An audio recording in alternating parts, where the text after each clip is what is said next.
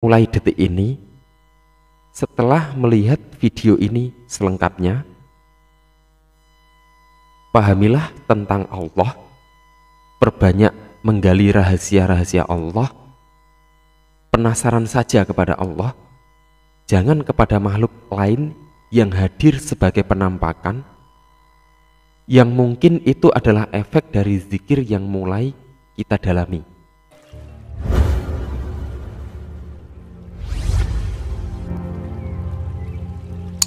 Assalamualaikum warahmatullahi wabarakatuh. Bismillahirrahmanirrahim. Alhamdulillah, bertemu lagi dengan Syekh Jati Channel.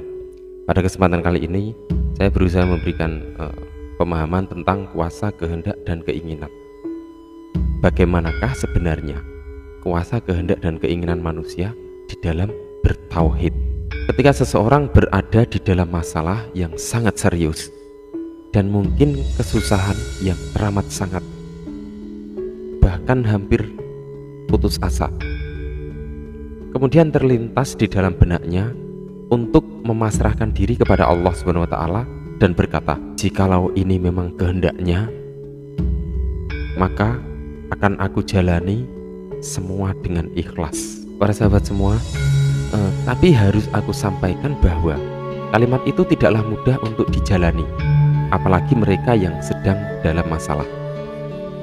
Ikhlas tersebut sangat sulit untuk seseorang yang sedang dalam masalah. Jadi mengucapkan ikhlas itu hanya ada di mulut saja, itu mudah. Sedangkan pengalaman ikhlas itu ada di hati dan perbuatan. Silahkan ikuti video ini sampai selesai supaya Anda benar-benar paham untuk menjadi seorang yang ikhlas, tidak hanya di mulut saja, tapi sampai di dalam aktivitas dan hati sanubari manusia. Para sahabat semua, jadi sebuah keinginan apapun itu, termasuk keinginan untuk ikhlas tersebut, itu lahirnya di mana sih? Di pikiran manusia. Selanjutnya buah pikir itu harus berjalan, tidak berhenti atau jalan di tempat saja. Dan ketika kita memiliki keinginan mulia seperti itu, sesungguhnya itu adalah cahaya yang datang dari jiwa yang tercerahkan.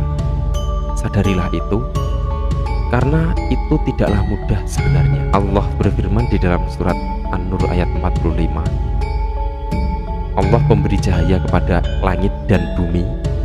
Perumpamaan cahayanya seperti sebuah lubang yang tidak tembus, yang di dalamnya ada pelita besar. Pelita itu di dalam lubang kaca, dan tabung kaca itu bagaikan bintang yang berkilau, yang dinyalakan dengan minyak dari pohon yang diberkahi, yaitu pohon zaitun yang tumbuh tidak di timur dan tidak pula di barat, yang minyaknya saja hampir-hampir menerangi walaupun tidak disentuh api. Cahaya di atas cahaya, berlapis-lapis. Allah memberi petunjuk kepada cahayanya bagi orang yang Dia kehendaki, dan Allah membuat perumpamaan-perumpamaan bagi manusia, dan Allah Maha mengetahui segala sesuatu. Para sahabat semua, mohon diperhatikan bahwa semua yang ada di dalam ayat tersebut adalah perumpamaan-perumpamaan yang bisa diurai secara universal. Salah satu contoh adalah ketika kita artikan bahwa semua itu ada di dalam diri sebagai petunjuk hidup. Allah adalah Maha Pemberi segalanya, cahaya kepada langit dan bumi. Cahaya adalah pencerah atau petunjuk, langit adalah hati, bumi adalah sisi lahiriah yang terwujud di dalam pikiran atau hati manusia, dan seterusnya. Para sahabat semua, sementara itu kita kembali kepada pasrah. Pasrah kepada Allah Subhanahu wa Ta'ala ini sebenarnya suatu hal yang rumit, tidak semudah seperti apa yang diucapkan. Inilah sebabnya jarang manusia yang bisa ikhlas dalam menjalani hidup. Untuk memahaminya saja sangat sulit, apalagi menjalaninya. Kemudian selanjutnya kita bahas tentang kehendak dan keinginan. Keduanya ini memang serupa tapi tak sama. Keinginan itu terletak di pikiran dan sudah bersifat lahiriah. Keinginan adalah aktivitas pikiran, sedangkan kehendak masih bersifat batiniah yang terletak di kedalaman batin. Mungkin bisa ada pada hati atau akal, belum sampai terlahirkan di pikiran, apalagi terucapkan. Sedangkan kehendak adalah aktivitas hati atau akal. Atau bisa dikatakan, kehendak adalah keinginan yang masih bersifat batin, belum terlahir atau belum dipikirkan oleh manusia. Mungkin bisa Anda rasakan, tapi ini sangat halus. Butuh kepekaan batin untuk mengetahui kehendak tersebut. Oleh karena itulah, keinginan ini bisa kita ketahui, tetapi kehendak terkadang tidak mampu kita ketahui. Selanjutnya kita bahas tentang kuasa dan kehendak. Para sahabat semua, ketika Allah SWT sudah berkehendak kita di dunia ini hidup, dan kehendaknya tersebut dikuasakan penuh kepada kita manusia, maka itu semua adalah mutlak menjadi milik kita. Maka selanjutnya manusia bisa berkuasa penuh atas diri pribadinya. Tapi hal ini akan lebih mudah untuk dipahami ketika kita menggunakan sebuah contoh. Aku ibaratkan, jika aku ini adalah seorang pemilik tanah atau kebun, kemudian tanah tersebut aku serahkan kepada Anda, meskipun penyerahan ini mutlak sebagai hak pakai, tetapi bukan hak milik. Maka seharusnya Anda bisa bercocok tanam sesuai dengan keinginan atau hobi Anda, tanpa ada campur tangan saya sebagai pemilik tanah. Jadi jika Anda ingin menanam pisang, maka itu adalah sudah menjadi hak Anda. Aku sebagai pemilik tanah yang sudah menyerahkan kepada Anda, tidak perlu ribet untuk menyarankan tanaman-tanaman yang lain sesuai dengan apa yang saya sukai. Bukankah hal ini sama ketika Allah SWT sudah memberikan hidup kepada kita di dunia ini? Jadi hidup kita ini mau kita isi dengan ibadah dan berbuat baik, ataupun akan kita gunakan untuk berbuat jahat, maka Allah SWT tetap memberikan hidup itu kepada Anda dan tidak akan mencabutnya sampai batas umur yang sudah ditentukan Allah SWT. Para sahabat semua, jadi ketika Allah SWT sudah berkehendak dan kehendaknya tersebut dikuasakan penuh kepada kita sebagai manusia, maka itu semua sudah mutlak menjadi milik kita. Selanjutnya, manusia bisa berkuasa penuh atas kehendak dirinya sendiri. Kemudian tadi sempat aku singgung bahwa kehendak manusia adalah keinginan yang masih batin, keinginan yang masih di alam gaib, jadi belum terwujud sebagai keinginan.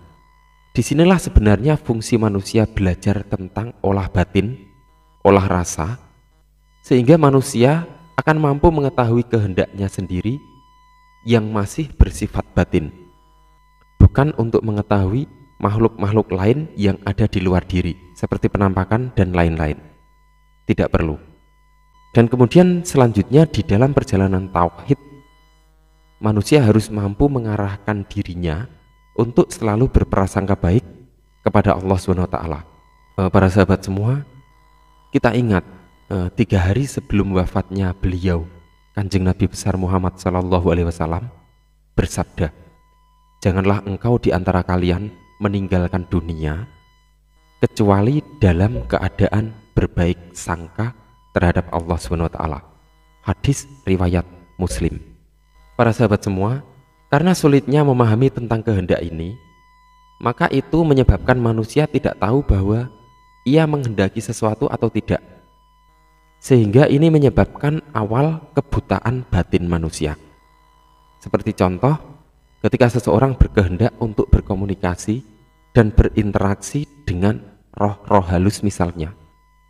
Tadi sudah aku jelaskan bahwa Allah SWT sudah menguasakan penuh atas diri manusia terhadap kehendak dan keinginan. Karena banyak sekali manusia yang bisa berinteraksi dengan roh-roh halus tanpa dia sadari bahwa itu sudah dia kehendaki. Terkadang Anda tidak menginginkan hal tersebut, tetapi ternyata kehendak Anda berjalan. Hal ini bisa terlihat dari pengalaman batin seperti contoh mimpi. Mimpi buruk yang selalu menghantui pengalaman-pengalaman gaib yang sangat menakutkan. Sebuah mimpi itu bisa terjadi atas kehendak kita sebenarnya, meskipun itu tidak kita inginkan. Buktinya, Seringkali sebuah mimpi itu bisa muncul dengan sendirinya tanpa kita sadari. Padahal sesungguhnya itu adalah salah satu contoh terjadinya proses perjalanan ruh di saat tubuh beristirahat atau tertidur. Sementara ruh memiliki rekaman yang bisa ditampilkan di dalam dimensi-dimensi mimpi kita. Dan tampilan dari mimpi tersebut berasal dari perbuatan baik dan perbuatan buruk manusia di kehidupan sehari-hari kita. Para sahabat semua, jadi sesungguhnya tiada keinginan serta kehendak yang lebih utama di mata Allah SWT selain mengetahui kehendak diri dan kehendak Allah SWT. Sedangkan Allah SWT sendiri sesungguhnya berkehendak supaya kita manusia ini selalu mendekat kepadanya dan kembali fitrah. Akan tetapi itu hanya beberapa gelintir manusia saja yang mampu memahami kehendaknya tersebut. Pada kenyataannya, nabi dan wali itu sedikit banget. Hanya sepersekian persen saja dari seluruh jumlah manusia di dunia. Oleh karena itu, silahkan mulai sekarang ini, mulai detik ini, setelah melihat video ini selengkapnya, pahamilah tentang Allah, perbanyak menggali rahasia-rahasia Allah, penasaran saja kepada Allah, jangan kepada makhluk lain yang hadir sebagai penampakan, yang mungkin itu adalah efek dari zikir yang mulai kita dalami. Ingin kepada Allah SWT saja, jangan yang lain, supaya kehendak dan keinginan Anda menjadi satu kondisi hanya untuk Allah SWT saja. Jadi tidak ada kesalahan lagi ketika keinginan menuju Allah, tapi kehendak kepada selain Allah. Dan hati rindu kepada Allah, tetapi pikiran berkata lain, menumpuk kesenangan dan dosa duniawi. Oleh karena itu, mohon direnungi dengan dalam. Keinginan dan kehendak yang dikuasakan oleh keutuhan diri menuju Allah SWT harus berjalan di dalam pribadi yang bertauhid. Semoga ini menambah kita menjadi ikhlas dalam menjalani kehidupan bertauhid kepada Allah SWT. Semoga bermanfaat. Wallahu a'lam bishawab. Wassalamualaikum warahmatullahi wabarakatuh.